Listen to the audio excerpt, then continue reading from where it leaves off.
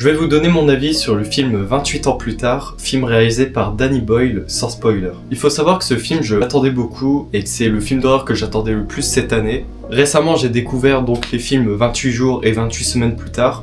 28 jours plus tard, j'ai vraiment beaucoup aimé. 28 semaines, j'ai trouvé un peu moins bien. Même par rapport aux autres films de Danny Boyle, j'ai beaucoup aimé Slumdog Millionnaire et 127 heures. Et là, c'est la même chose pour 28 ans plus tard, j'ai vraiment beaucoup aimé. Je dirais même que je préfère celui-ci aux deux autres films. Et pour moi, 28 ans plus tard, c'est vraiment un film où on peut avoir des opinions très tranchées entre ceux qui aiment beaucoup et ceux qui n'aiment pas.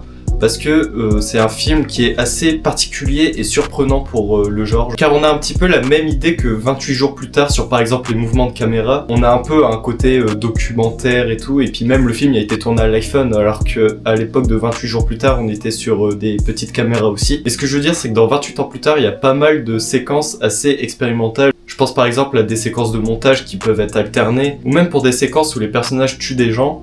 Il y a une manière de filmer qui est assez différente par rapport à d'autres films et même à d'autres films d'horreur. Donc ça je peux vraiment comprendre pourquoi ça peut déranger. Après j'ai bien aimé aussi dans le film, il y a un côté mélange de genres, dans le sens où on est passé à un film survival, à aussi du drame familial. On est aussi un peu sur de l'aventure vers la deuxième partie du film. Et après aussi le film, je l'ai trouvé beaucoup plus gore et graphique que les deux autres. Personnellement, il y a aussi beaucoup de trucs qui m'a surpris, comme l'introduction, côté un peu contradictoire entre deux éléments qui sont mélangés mais qui devraient pas être mélangés.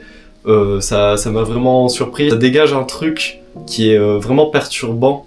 J'essaye de pas trop spoiler mais c'est pas évident sans dire les termes. Et après la fin ça m'a vraiment surpris sur la manière dont ça a été amené, car oui le film conclut son arc narratif mais aussi présente un élément qui nous permet de nous faire l'annonce d'une suite. Et j'ai trouvé que cet élément là en fait ça arrivait tellement rapidement que du coup, sur le coup, ça m'avait vraiment étonné. Après, est-ce que pour moi c'est une bonne fin? Je dirais oui, parce que à la fois on peut avoir pas mal de théories pour la suite, mais en soi je peux comprendre pourquoi ça dérange, parce que ça vient sans prévenir et puis ça surprend. Et après aussi, pour revenir sur les séquences de tension et d'action, je trouve que c'est très bien géré également. Donc pour moi, oui, 28 ans plus tard, c'est vraiment une réussite. Je l'ai noté 4,5 sur 5. C'est pour moi l'un des meilleurs films de l'année, si ce n'est pas le meilleur pour le moment. Donc pour moi c'est une bonne recommandation, même si le film peut diviser. Donc voilà, ça est tout pour ma critique. À bientôt pour la prochaine vidéo.